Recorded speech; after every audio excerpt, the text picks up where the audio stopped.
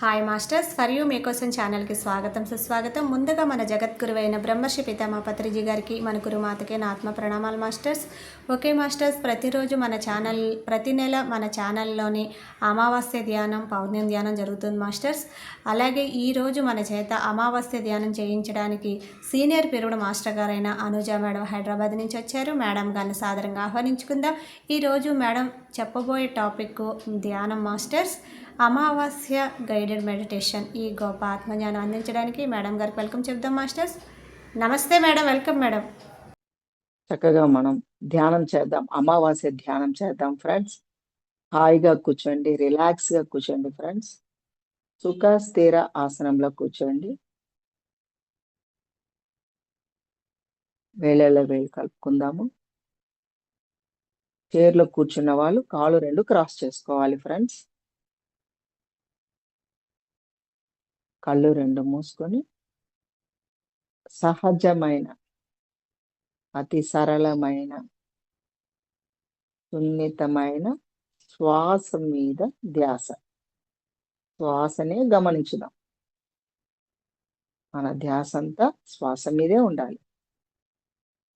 శ్వాసానుసంధానం.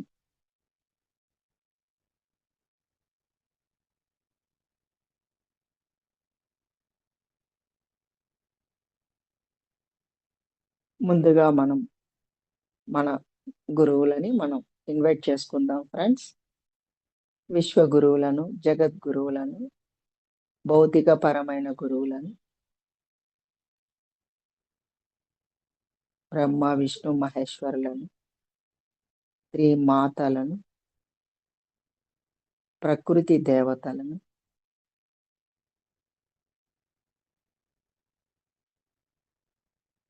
విశ్వమాతను హృదయపూర్వకంగా అందరినీ ఇన్వైట్ చేసుకోండి ఫ్రెండ్స్. వాళ్ళ సమక్షంలో మనం అందరము ధ్యానం చేస్తున్నాము అన్న సత్సంకల్ప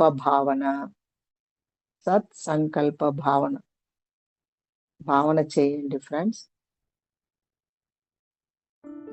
అనుభూతి చెందండి, ఫీల్ అవ్వండి, హృదయపూర్వకంగా ఫీల్ అవ్వండి.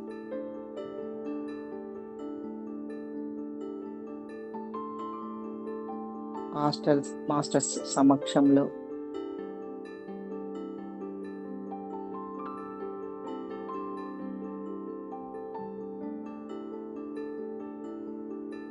దేహాలు ధరించిన భౌతికపరమైన గురువుల సమక్షంలో, అందరి సమక్షంలో అందరం గ్రూప్గా మెడిటేషన్ చేస్తున్నాము.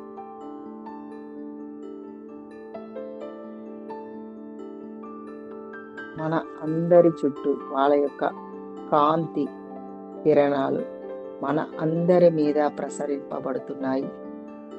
విశ్వ గురువుల యొక్క అపారమైన దివ్యమైన కాంతి కిరణాలు మన అందరిపైన ప్రసారం జరుగుతుంది. ఆ శక్తి సంచారం వాళ్ళంతా కాంతి దేహదారులు, వాళ్ళ కాంతిని ప్రసరింపచేస్తూ ఉంటారు. మనము ఆ కాంతిని, ఆ శక్తిని మనం అందుకోవాలంటే ఆ శూన్య స్థితిలో ఉండాలి ఫ్రెండ్స్. ఆలోచనలు లేని స్థితి, ఒక్క ఆలోచన కూడా లేని స్థితిలో ఉండాలి.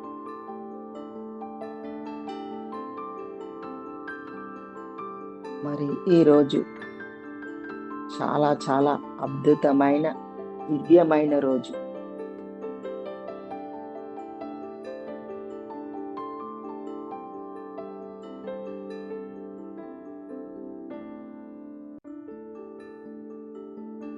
అమావాస్య రోజు అంటే 2026 సంవత్సరము ఫిబ్రవరి 17వ తారీఖు. రేపు ఈ రోజు కూడా ఉన్నది అమావాస్య, రేపు కూడా 17వ తారీఖు. అద్భుతమైన, దివ్యమైన శక్తులతో అమావాస్య రోజున ఎంత ఎక్కువ సమయం ధ్యానం చేస్తే అంత శక్తిని మన కర్మ ప్రక్షాళన చేసుకోవడం జరుగుతుంది ఫ్రెండ్స్. అంటే మన మన శారీరకంగా, మానసికంగా మరియు ఆత్మ ఉన్నతికి, ఆత్మ అభివృద్ధికి, ఆత్మ ధైర్యానికి, ఉన్నతమైన ఆత్మ విశ్వాసం అన్ని అభివృద్ధి చెందుతూ ఉంటాయి. మనం ఎంత ఎక్కువ సమయం ధ్యానంలో ఉంటాము అంటే అమావాస్యకి 3 రోజుల ముందు, అమావాస్య తర్వాత 3 రోజులు, మొత్తం ఈ 7 రోజులు అద్భుతమైన శక్తి ప్రవాహం ఈ భూమండలం పైన ప్రసరించబడుతూ ఉంటుంది.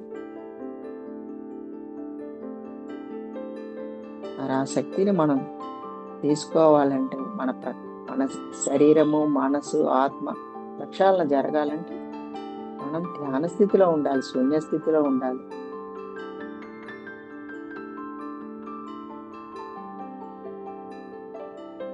మరియు ఈసారి ఈ సంవత్సరం ఈ ఫిబ్రవరి నెల 17వ తారీఖు మనకి ఎంతో గొప్ప అయిన అమావాస్య, ఎంతో గొప్ప విశిష్టం అంటే సూర్యగ్రహణము. సంవత్సరంలో 2 సార్లు సూర్యగ్రహణం వస్తుంది, 2 సార్లు చంద్రగ్రహణం వస్తుంది. ఇప్పుడు మొదటిసారి సూర్యగ్రహణం మన భూమండలంలో ఎంతో ప్రభావితం జరుగుతుంది, ఎంతో ఎనర్జీస్తో నింపబడుతుంది. గ్రహాల కూటమిలో పంచ గ్రహాలు అంటే 5 అద్భుతమైన శక్తివంతమైన వాటికి అద్భుతమైన ఎనర్జీస్, 5 రాసుల వారికి కూడా, ఈ 5 రాసుల వారికి అద్భుతమైన ఫలితాలు, యోగము అంటే వాళ్ళు ఐశ్వర్యాలు పొందగలుగుతారు. ఆర్థికంగా కానీ, శారీరకంగా కానీ వాళ్ళకి ఎటువంటి రుగ్మతలు ఉన్నా అన్నీ తొలగిపోవడము, వాళ్ళ ధనధాన్యాలు కూడా వృద్ధి చెందడము, వాళ్ళ అనుకున్నవి నెరవేరడము, వాళ్ళ కోరికలు ఏదైనా ఉండొచ్చు, విద్యాపరంగా, ఉద్యోగాలు కానీ, వ్యాపారాలు కానీ, దేంట్లైనా వాళ్ళ అన్నిట్లను ఉన్నతంగా ఎదగగలిగే స్థితికి చేరుకుంటారు. అంటే రాజయోగము. ఈసారి 5 రాసుల వారికి అంత అదృష్టం కలిగింది అని చెప్తున్నారు. 2026 నుండి 2050 వరకు ఈ 24 సంవత్సరాలు అద్భుతమైన రాజయోగం. జ్యోతిష్ శాస్త్రవేత్తలు చెప్పడం జరిగింది ఫ్రెండ్స్, అందరూ చెప్తున్నారు, అందరూ ఘోషిస్తున్నారు.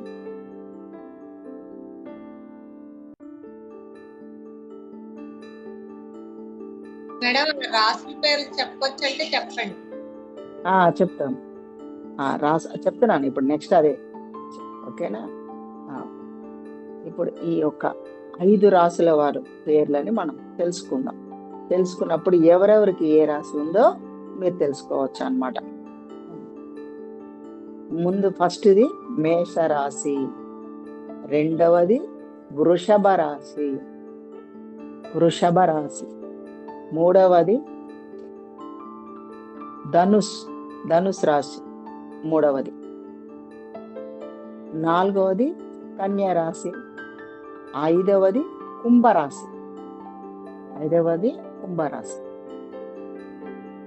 మరొకసారి మేషరాశి, వృషభ రాశి, ధనుస్ రాశి మరియు కన్యా రాశి,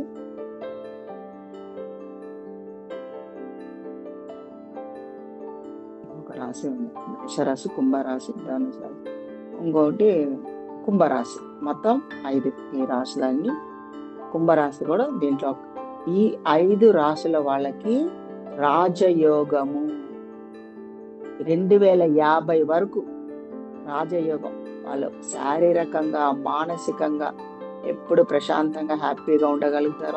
ఐశ్వర్యాలు అన్ని వాళ్ళ దరి చేరుతుంది. వాళ్ళు అనుకున్నవి జరిగి తీరుతుంది అనేది మన శాస్త్రవేత్తలు చెప్పడం జరిగింది.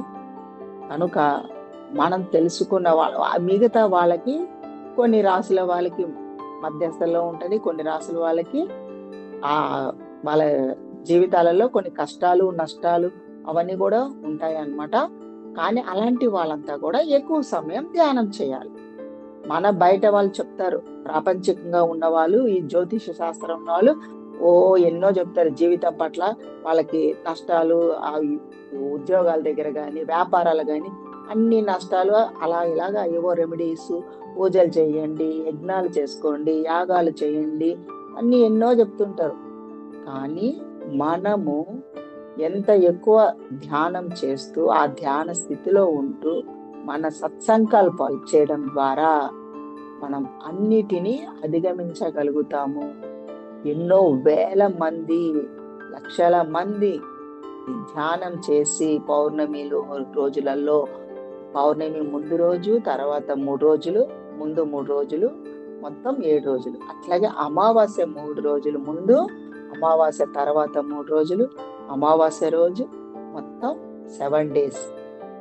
అంత అద్భుతమైన శక్తిని మనం తీసుకున్నప్పుడు మన కనబడే శరీరాలే కాక మిగతా మనకి కనబడని శరీరాలన్నీ కూడా హీలింగ్ క్లీనింగ్ ప్రాసెస్ జరుగుతూ ఉంటాయి. ఇది గ్రూప్ గా చేసే మెడిటేషన్ లో మన ఆరా క్లీనింగ్ ప్రాసెస్ కూడా జరుగుతుంది ఫ్రెండ్స్. మన యొక్క ఆరా క్లీనింగ్ ప్రాసెస్ కూడా జరుగుతుంది. ఈ సూర్యగ్రహణం అనేది మన భారతదేశంలో మనకి ఆ ఎఫెక్ట్ లేదు ఫ్రెండ్స్. అట్లాంటి అన్న దేశం దగ్గరకు అక్కడ జరుగుతుంది సూర్యగ్రహణం. కానీ ఎక్కడ జరిగినా సూర్యగ్రహణం జరిగినప్పుడు అది మంచి విశేషమైన కార్యమే తప్ప చెడుగా భావించరాదు.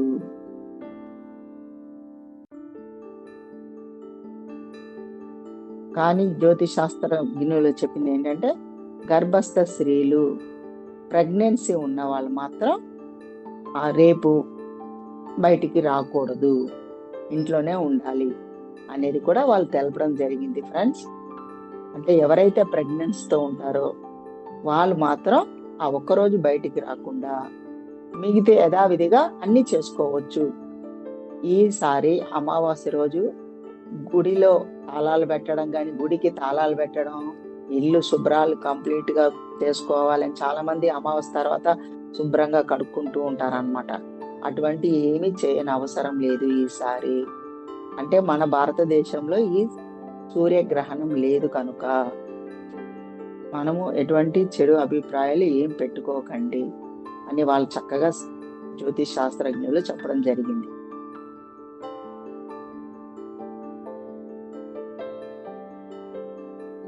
ఇక్కడ భూగ్రహానికి ఎందుకు మార్పులు జరుగుతున్నాయంటే, మన సూర్యునికి చంద్రుడు ఆ యొక్క ఎనర్జీస్, ఆ ప్రభావం మన భూమండలం మీద అపారంగా పడుతుంది అన్నమాట. సూర్యుని కిరణాలకి చంద్రుడు మధ్యస్థంగా రావడం వల్ల ఆ యొక్క నీడ వల్ల మనకి భూమండలం పైన వెలుతురు తక్కువగా ఉండడము, చీకటిగా మారడము, దానిని మనము అమావాస్యగా చెప్పుకోవడం జరుగుతుంది ఫ్రెండ్స్. కానీ కొన్ని రాష్ట్రాలలో ఈ అమావాస్యని చాలా తక్కువగా చూడడము, ఎనర్జీస్ కూడా లో లెవెల్ గా చూడడము, అవన్నీ కూడా జరుగుతూ ఉంటాయి ఫ్రెండ్స్. కానీ అటువంటి భేదాభిప్రాయాలు ఏది పెట్టుకోకండి, అన్ని మంచి రోజులే.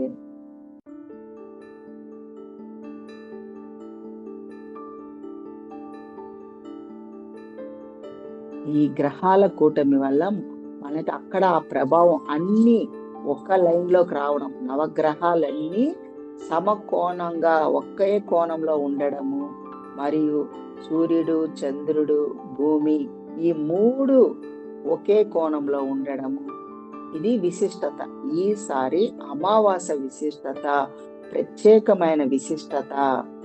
గ్రహాల కూటమి ఒకటే కోణంలో ఉండడము, మరియు సూర్యుడు, చంద్రుడు, భూమి ఈ 3 ఒకే కోణంలో ఉండడం వల్ల మనకి హయ్యర్ ఎనర్జీస్ 108 సంవత్సరాల తర్వాత వచ్చినటువంటి ఈ రోజు రేపు అపారమైన శక్తితో కూడుకొని ఉంటుంది.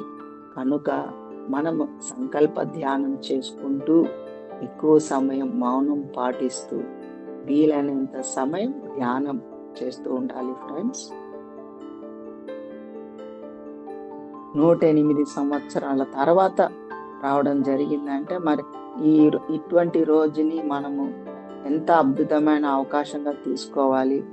మరియు రేపు మధ్యాహ్నం 3:26 నుండి రాత్రి దగ్గర 1 నిమిషం తక్కువ 8 గంటల వరకు 3:26 మధ్యాహ్నం నుండి రాత్రి 8 గంటల వరకు మనకి ఈ యొక్క అమావాస్య హయ్యర్ ఎనర్జీస్ ఉంటుందని చెప్పడం జరిగింది అనమాట.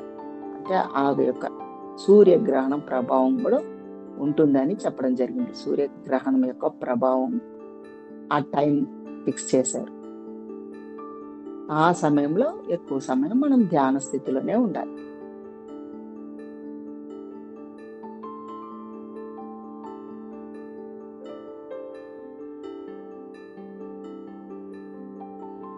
మరియు అమావాస్య రోజులలో పితృతర్పణాలు చేస్తూ ఉంటారు.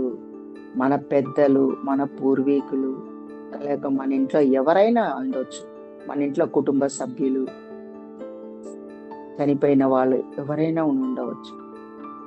వాళ్ళందరూ కూడా ఈ అమావాస్య రోజు ఎదురు చూస్తూ ఉంటారు.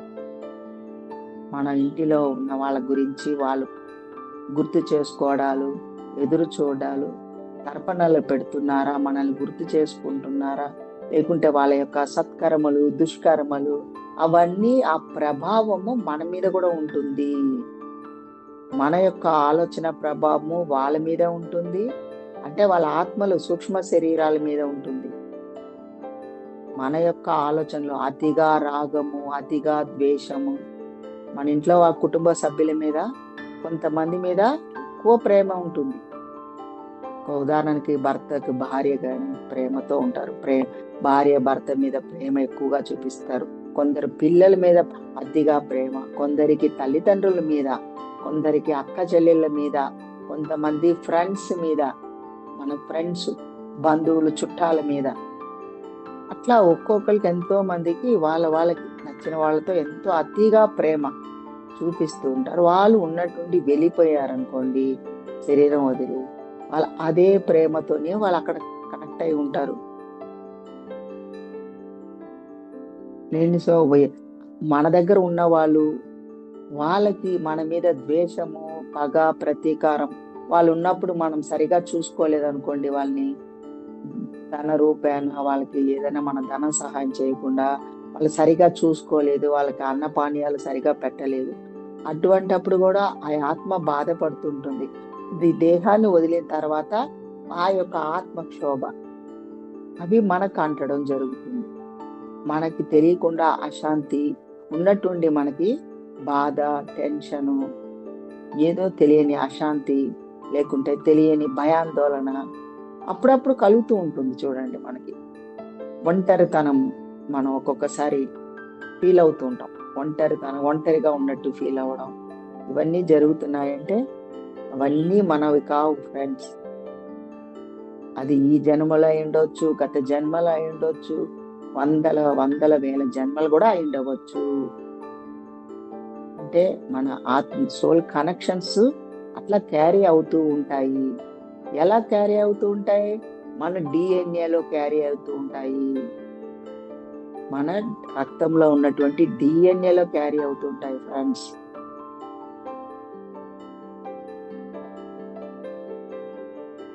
మన తల్లిదండ్రులదే కాదు, మన యొక్క తాత ముత్తాతలే కాదు, 12 తరాల వాళ్ళు,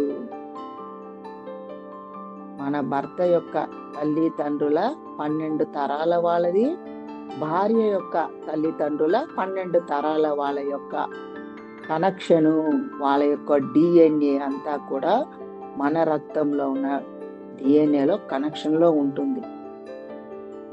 కనుక వాళ్ళు ఏవేవి చేసి ఉంటారో, వాళ్ళ కాలంలో వాళ్ళు నేరాలు ఘోరాలు చేసి ఉండొచ్చు, లేకుంటే అతిగా ప్రేమలు చూపించి ఉండవచ్చు, అతిగా రాగము, అతిగా ద్వేషము, ఇట్లాగే నేరాలు ఘోరాలు అంటే ఎన్నో విధాలుగా హింసించడం, బాధించడం, కష్టపెట్టడం, అవన్నీ కూడా ఆ డిఎన్ఏలో నిక్షిప్తమై ఉంటాయి. వాళ్ళ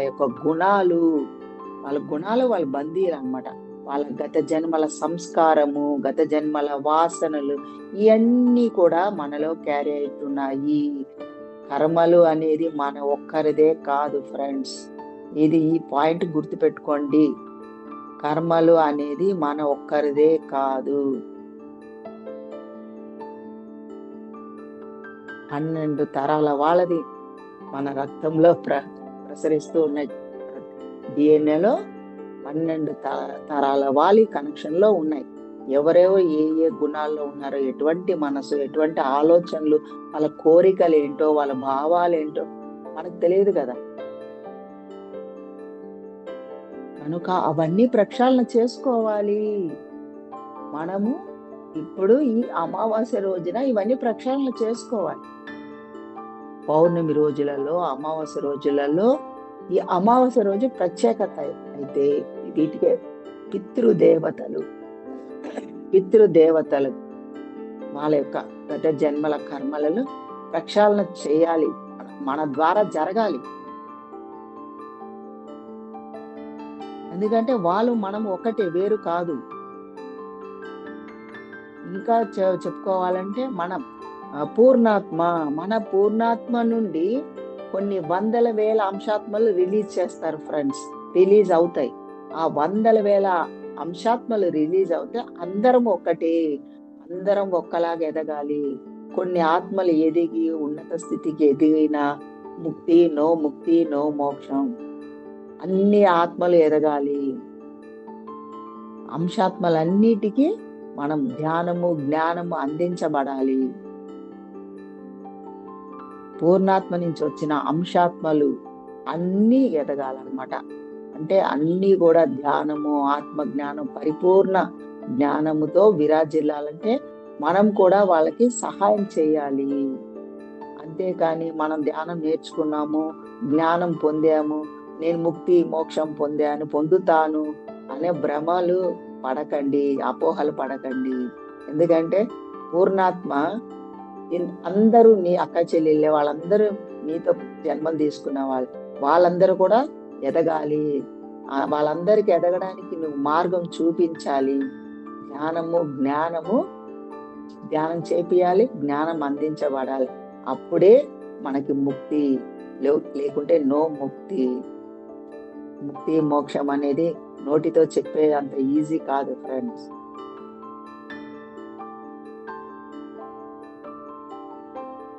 అంటే మనం చేసుకున్న వాళ్ళకి చేసుకున్నంత మహాదేవ.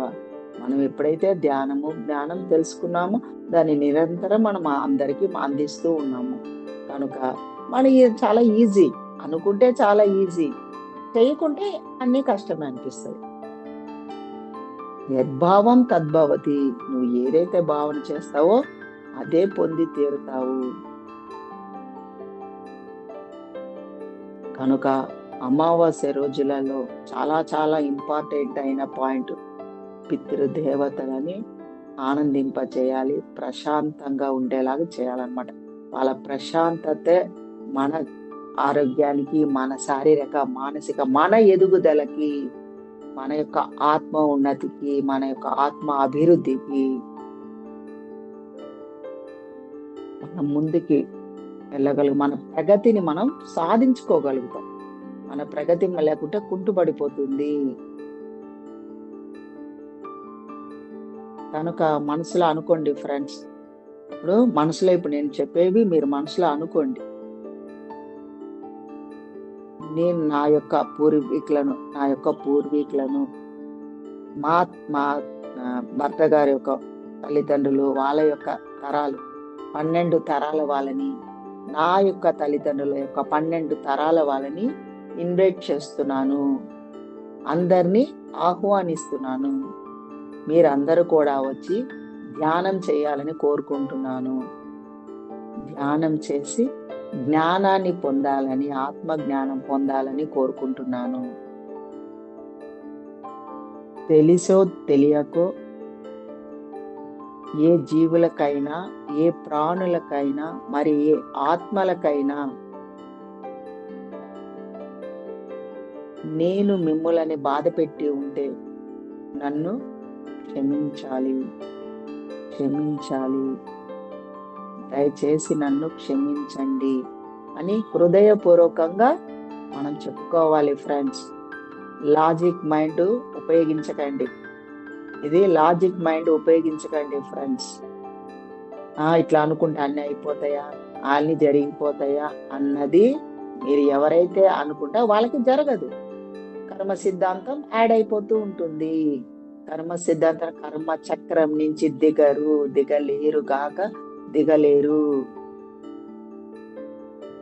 మరి ఒక్కసారి చెప్తున్నా, యద్భావం తద్భవతి. ఈ యూనివర్సల్ లా, విశ్వ నియమాల్లో కర్మ సిద్ధాంతం చాలా చాలా ఇంపార్టెంట్. విశ్వ నియమాలు ఎన్నో ఉన్నాయి, వాటిలో చాలా ఇంపార్టెంట్ అయినది కర్మ సిద్ధాంతం. అన్ని కర్మ ద్వారానే యాడ్ అవుతున్నాయి. మనదే కాదు, మన పూర్వీకులది, మనది కూడా ఉన్నది కరెక్టే కాదట్లా. మనది ఎప్పుడు ఎట్లా మన కర్మ చక్రం నుంచి దిగగలుగుతాం. ఎట్లా అంటే ఇదంతా కూడా పరమాత్మ నుండి జరుగుతుంది, నా ద్వారా జరిపించబడుతుంది, నేను కాదు ఇక్కడ చేసేది. ఈ దేహం ద్వారా ఎవరు చేయించబడుతున్నారు? పరమాత్మ ద్వారా చేయించబడుతుంది మన కర్మలన్నీ కూడా. అది గుర్తుపెట్టుకోండి. నేను చేస్తున్నాను అన్న భావన రాకూడదు. ఇది నాది, ఇది నేనే చేశాను అని గొప్పలు చెప్పుకోవడం, అహం పెంచుకోవడం, అహంకారంతో ఉండడం. ఏది చేసినా నేను చేశాను, నా ద్వారా జరిగింది, నా వల్లనే జరిగింది అనేది ఎవరైతే ఎప్పుడు నేను అని చెప్పుకొని చేస్తూ ఉంటారో వాళ్ళు కర్మ చక్రం నుంచి దిగలేరు. పరమాత్మ ద్వారా ఈ కర్మలు జరిపించబడుతున్నాయి నా ద్వారా. పరమాత్మ యొక్క శక్తి ద్వారా కర్మలు ఈ నా దేహం ద్వారా జరిపించబడుతున్నాయి అన్నప్పుడు కర్మలు మనకి అంటవు. కర్మలన్నీ మనం పరమాత్మ పైన వేస్తున్నాము. నా ద్వారా జరిపించబడుతుంది, నేను ఓన్లీ ఒక ఇన్స్ట్రుమెంట్ మాత్రమే.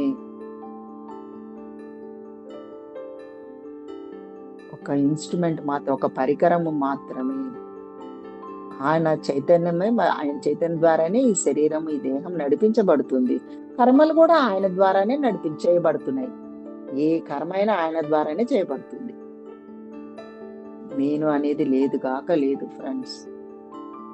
ఈ దేహంలో నేను అనేది ఎక్కడా లేదు. ఒకసారి చెక్ చేసుకోండి. ఎక్కడైనా ఉన్నారని నాకు ఫోన్ చేసి చెప్పండి, పలానా దగ్గర నేను ఉన్నాను. నేను అనేది లేదు ఫ్రెండ్స్. ప్రతి అణువు ఆ పరమాత్మ శక్తి, పరమాత్మనే ఉన్నారు మన దేహం అంతటా. కనుకనే ఈ దేహమే దేవాలయం. ఈ దేహంలో నివసించే జీవుడే దేవుడు. మనమందరం కూడా నడయాడే దేవుళ్ళమే, నడయాడే దేవతలము. ఈ సత్యాన్ని గ్రహించి సత్యంతో కూడుకొని సత్యాన్ని ఎప్పుడూ మననం చేస్తూ ఉండాలి. నేను దైవాన్ని, నేను కూడా సాక్షాత్తు భగవంతుడని, నడయాడే దేవతని, నడయాడే దేవుడను అని ఎప్పుడూ మననం చేయాలి ఫ్రెండ్స్. మననం చేసే ఆ స్థితిలోనే ఉంటూ మన మాటలు, మన చేతలు ఆ భగవంతునికి దగ్గరగానే ఉండాలి. ఆత్మ జ్ఞానంతోనే విరాజిల్లుతూ ఉండాలి.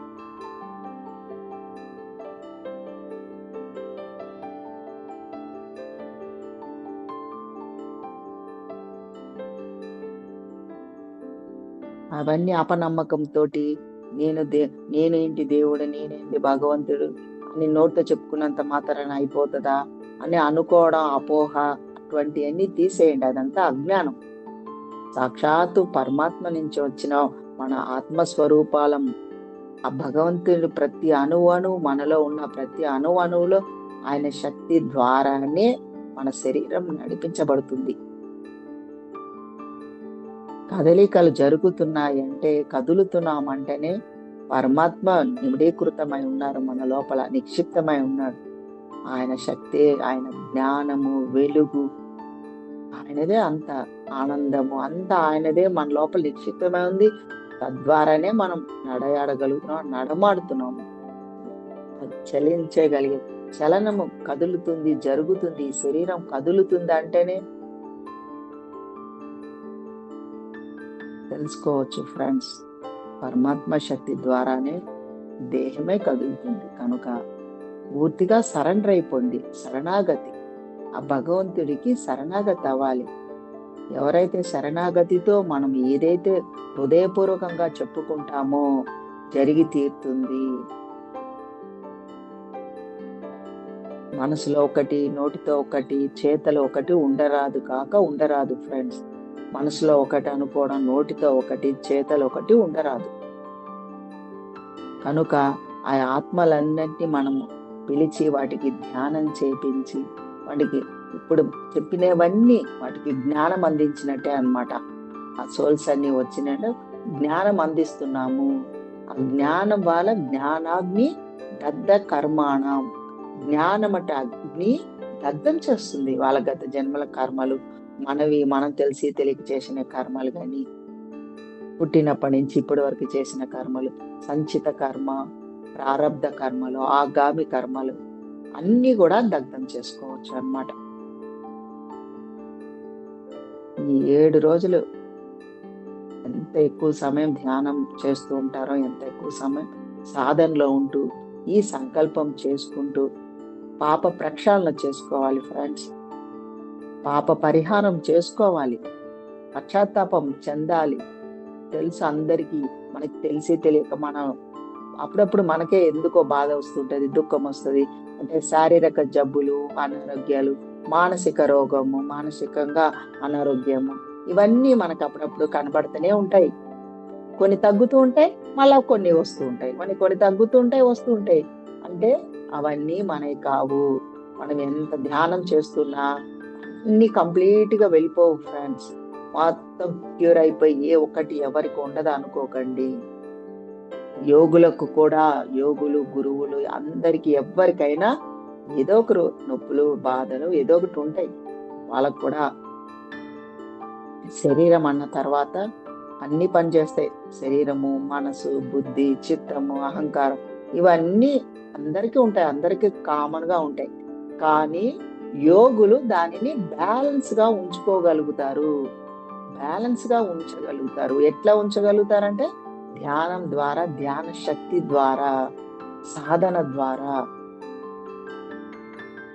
కనుక మనం కూడా మన ధ్యానము, ధ్యాన సాధన మనము చేస్తున్నందువలన మనం కూడా వీటన్నిటికీ బ్యాలెన్స్ గా ఉండగలుగుతాం.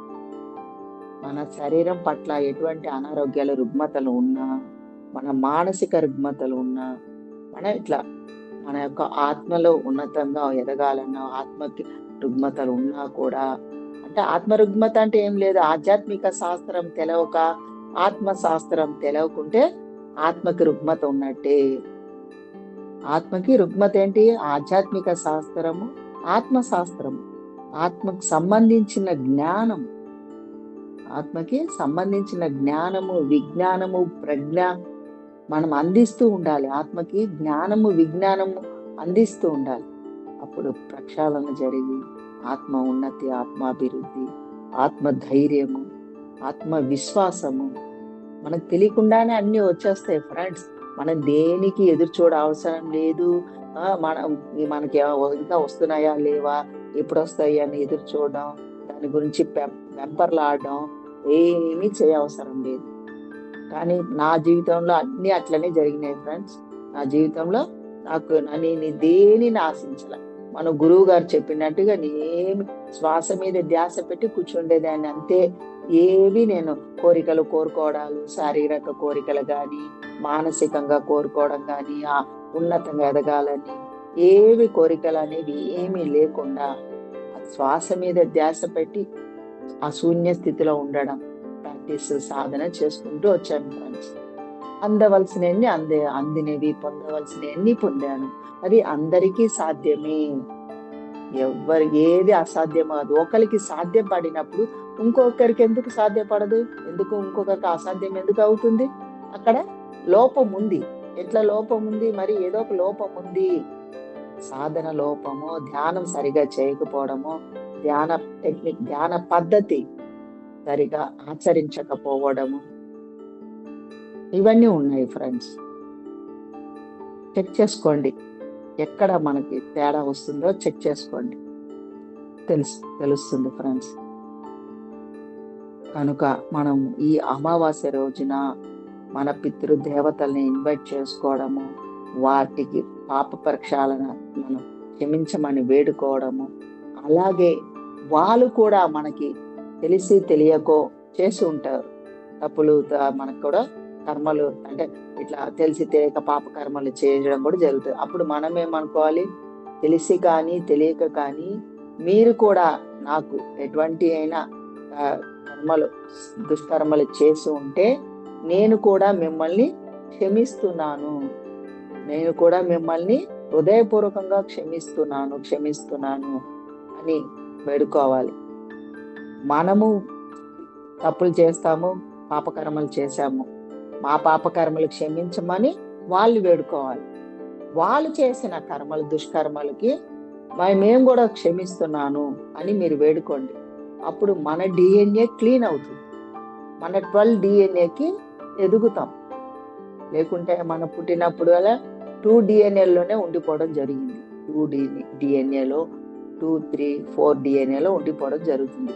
ఎప్పుడైతే మనం ధ్యానం చేస్తుంటామో, సాధన చేస్తామో, మన రక్తంలో ఉన్న సెల్స్ లో ఉన్న 12 DNAలకి మనం ఎదగడం జరుగుతుంది.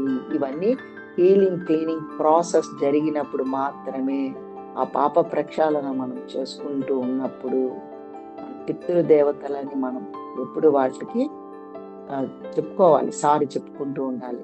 కృతజ్ఞతలు తెలపండి. అపరాధ భావాన్ని వదిలేసి కృతజ్ఞతలు తెలుపుకోండి. కృతజ్ఞతా భావం, థ్యాంక్ యూ చెప్పండి, థ్యాంక్స్ చెప్పండి, కృతజ్ఞతా భావం తెలపండి. పాప ప్రక్షాళన చేసుకోండి. పశ్చాత్తాపం చెంది పాప పరిహారం చేసుకోవాలన్నమాట. ఈ 3 తప్పనిసరిగా చేసుకోవాలి. కృతజ్ఞతా భావము, పాప ప్రక్షాళన, మరి అది క్షమాగుణం, క్షమించమని వేడుకోవాలి. ఈ అమావాస్య రోజులలో చాలా చాలా ముఖ్యమైన పాయింట్స్ ఫ్రెండ్స్. ఇవి గుర్తుపెట్టుకొని ధ్యానానికి ముందు ఇవన్నీ మనం ఒకసారి మనసులో అనుకొని చెప్పుకొని వాళ్ళని ఇన్వైట్ చేసుకొని మనం ధ్యానం చేయడం వల్ల వాళ్ళు మన గురించి ఎదురు చూస్తూ ఉంటారు. ఈ అమావాస్య రోజుల హయ్యర్ ఎనర్జీస్ కి వాళ్ళ మనకి కనెక్షన్ ఏర్పడుతుంది. కనుకనే ధ్యానం తెలియని వాళ్ళకి అమావాస్య రోజులలో చాలా ఎఫెక్ట్స్ ఉంటాయి. వాళ్ళ మానసిక స్థితి, వాళ్ళ శారీరక స్థితి చాలా డిఫరెంట్ గా ఉంటుంది. భయపడుతూ ఉంటారు.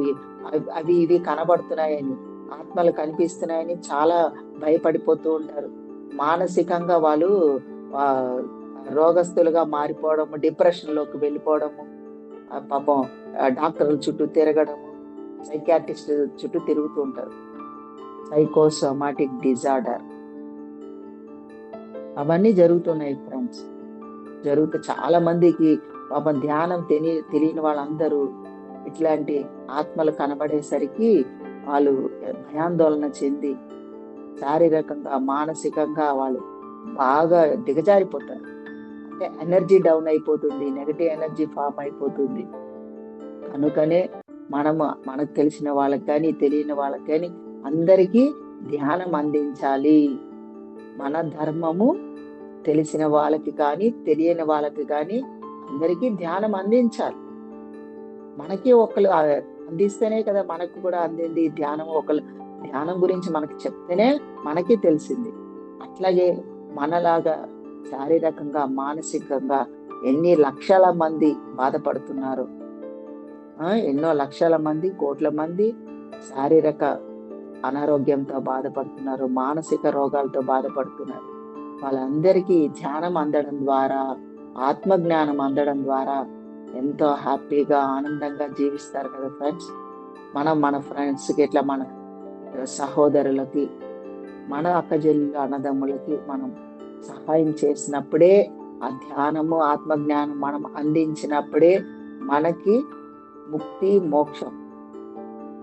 లేకుంటే నో ముక్తి నో మోక్షం. ఇది తెలుసుకున్న వాళ్ళు ఆచరించాలని కోరుకుంటున్నాను ఫ్రెండ్స్. మీ అందరిలో ఉన్న ఆ చైతన్య శక్తికి, అంటే పరమాత్మ యొక్క చైతన్య శక్తికి నేను ఇక్కడి నుంచి శిరస్సు ఉంచి ప్రణామాలు చేసుకుంటున్నాను ఫ్రెండ్స్. మరి అందరు ఆరోగ్యంగా ఆనందంగా జీవించాలని, అందరూ స్వస్తి ముక్తి పొందాలని, అందరికీ శుభం జరగాలి, మేలు జరగాలని కోరుకుంటున్నాను ఫ్రెండ్స్. థ్యాంక్ యూ ఫ్రెండ్స్, మాకు ఈ అవకాశం ఇచ్చిన for you me question Zoom section master Satya madam. Thank you. మరియు ఫ్రెండ్స్, మీ 2 అరిచేతులు కళ్ళ మీద పెట్టుకోండి. 5 seconds. 5, 4, 3, 2, 1, 0.